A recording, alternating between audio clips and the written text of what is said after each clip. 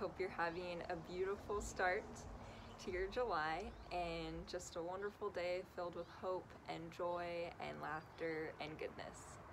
So this month I really wanted to dedicate to making videos to educating all of you about coronavirus and my experience, and I just want to share all the details, what I learned, what helps, what doesn't help, what it's like having it, etc. Just so that it can hopefully bury some of your fears around the virus and the pandemic, and that it could hopefully just bring some hope and encouragement and just some empowerment to you to know that no matter if you contract COVID or if you don't, that you are strong and you are capable and you are blessed and you are loved, and there's nothing to fear, even though fear is being completely just spewed at us during this time.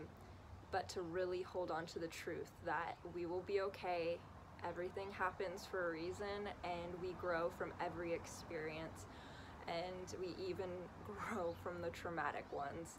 So today's topic is going to be about coronavirus and what does it truly feel like breathing, or rather not breathing, when you have corona.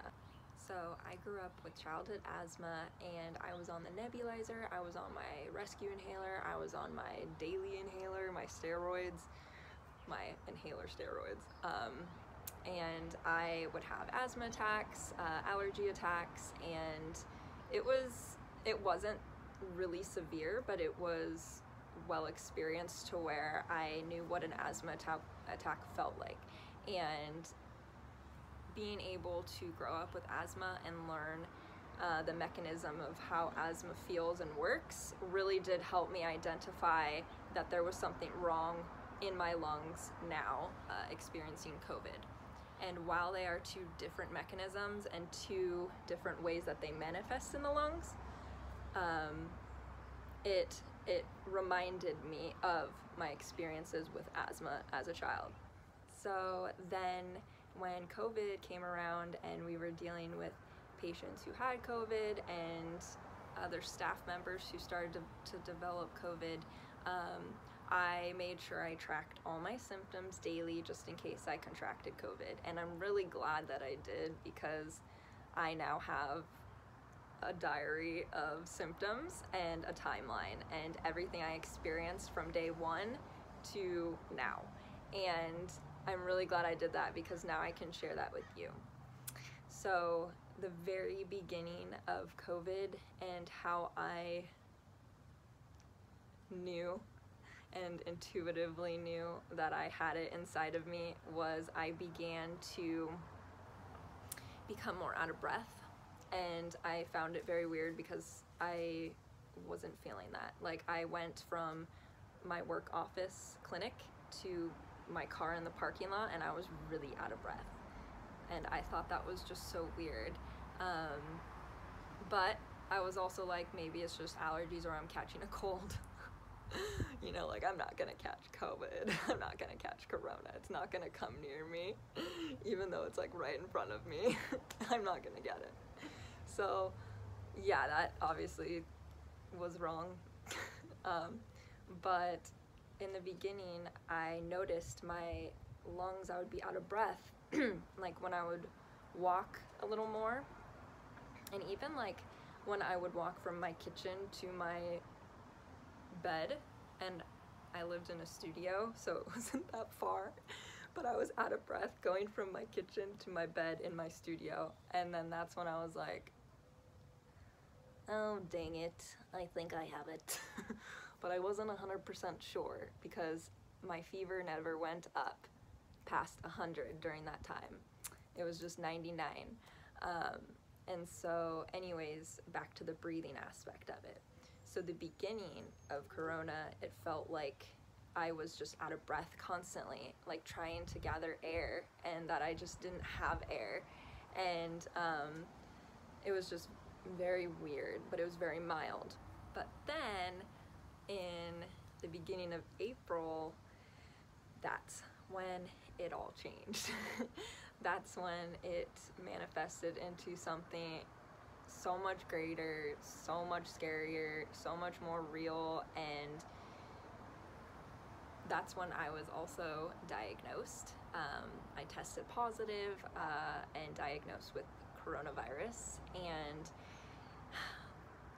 that is when it started manifesting. So it had been probably about 2 weeks in my body, just building up slowly, before it really, the breathing started to manifest so traumatically in my system.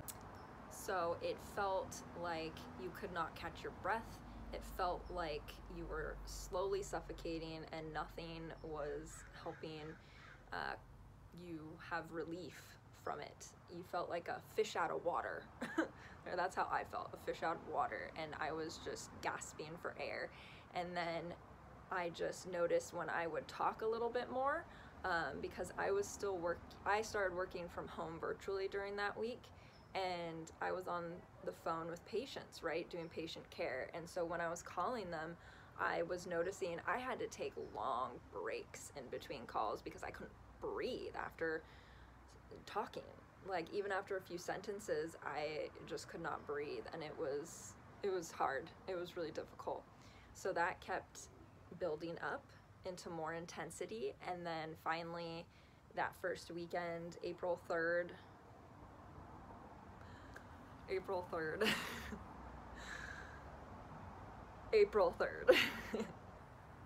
that was the day that I should have died.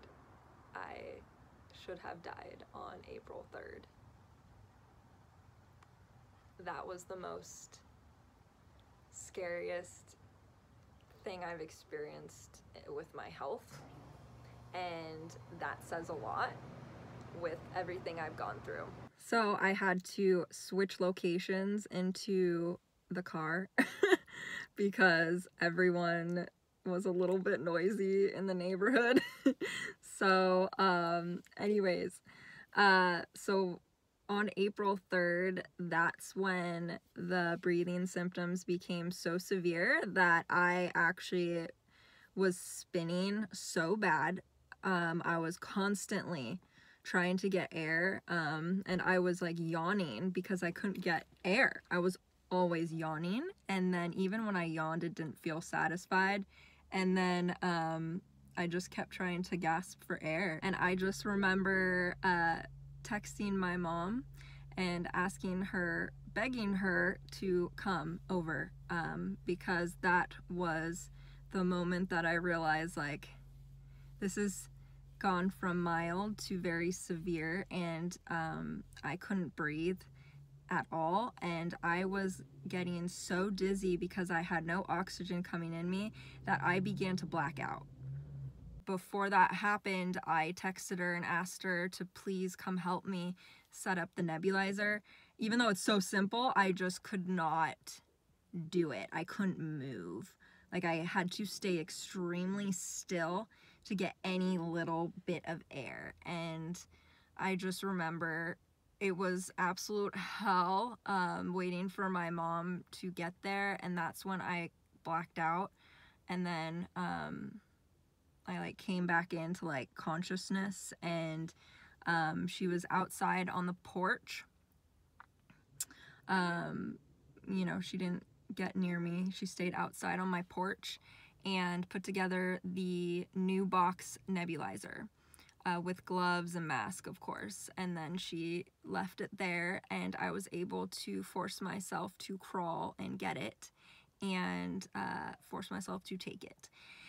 And I was dependent on that nebulizer the rest of the time. I have never been actually dependent on a machine for my life, and even though it was not a ventilator, it was my source of breath during COVID, because I was constantly on it. The shortest amount of time that you can go before you can have the medicine again is 4 hours, and I was on it every 4 hours religiously, April 3rd and 4th, and those 2 days were just the most horrific of all the days the entire time I had COVID. out of the 61 days, those were the 2 days that I was fighting, really, really, really fighting for my life and my breath every second, because the pain was so intense in my chest that contributed to me not being able to breathe, as well as just the mechanism being in my lungs and not being able to breathe. I've talked too much now. I've shown too much like emotion that my lungs are tired. Like, I can feel my lungs tired right now just from making this video. And after that, it was very hard for me to breathe after that. But those were the 2 days where my stats, my O stats, went down to 84, 85, and then a few days later it was like 89. But it was like my vitals were just shot. My body, like, not only was I experiencing chest pain, I was experiencing a lot of other symptoms, which I'll get into at another video where I go in more depth into my symptoms. But I'm just talking the mechanisms of breathing with COVID. So the chest pain was definitely contributing to my issues with breathing, because it was like a sharp hundreds of knives constantly just like scraping my chest and like pounding it. I don't miss that at all. And even now, a month post being cleared of COVID, I still have chest pain, like right here, and then like right under my chest and in my lung area and my heart area. I still get a lot of like sharp pains, but it's very like sporadic now, a month out. But I still get chest pains, and it's not fun. That was the most brutal 2 days of the breathing. But the other days after that were still very brutal. Like, I was dependent on this nebulizer every 4 hours, and even between those 4 hours of medicine intake, I couldn't breathe. I was literally changing my position in my bed. I could not get out of bed. I had to force myself to get out of bed just to like make myself food and feed my dog and take Charlie just to the bush down below my stairs. Otherwise, I was in bed. I couldn't move. I was so sick. I was so weak. And my entire body was experiencing all these crazy symptoms. Like, it was insane.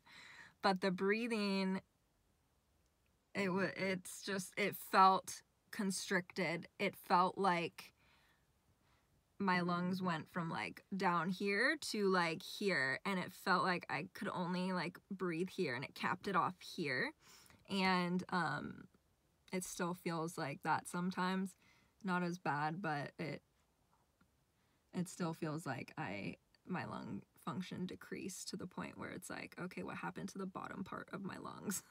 You know, like, what happened? Where did they go? So yeah, so that's kind of how it felt to rather not breathe. Was that it was like I was suffocating, and the pain was so severe, and it was just really bad. So during the breathing episodes, I would experience all of a sudden like even more sharp pains, and then I would experience just where it felt like it capped off, and it was like a hyperventilation, like you were hyperventilating, but you weren't. Like, I wasn't in anxiety attacks or panic attacks, but it felt like, because I couldn't breathe and how much and how often I was breathing, it felt like you were hyperventilating, you know? And that is just a weird feeling in itself. So now the breathing mainly feels like I still get like chest pain, and it feels like there's kind of like a blockage in my lungs, capping it off still, but it feels like I can actually breathe a little deeper. So that's good. And I've been doing different exercises and healing techniques to be able to get better with my breathing, and I'll share that later on. But right now it feels, I still get some chest pains here and there, and I still feel like an ache, a deep ache in my chest when I have a hard time breathing. And I still, like, talking still kind of triggers it, going upstairs, going up hills triggers it, and then like light jogging triggers it. But I'm dedicated to keep jogging and running.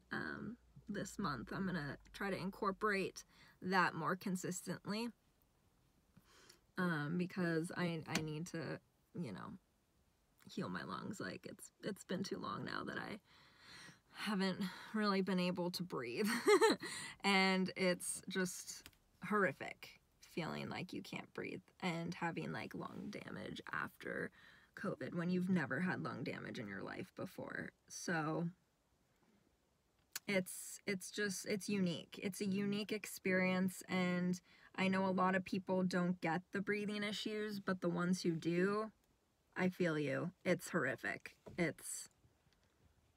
That is the most traumatic aspect of COVID, is the breathing, because you don't breathe and there's no relief. No matter what you do, there's no relief, and it's constant severe pain as well as constant inability to breathe and get oxygen in your body. And that's the best I can describe it.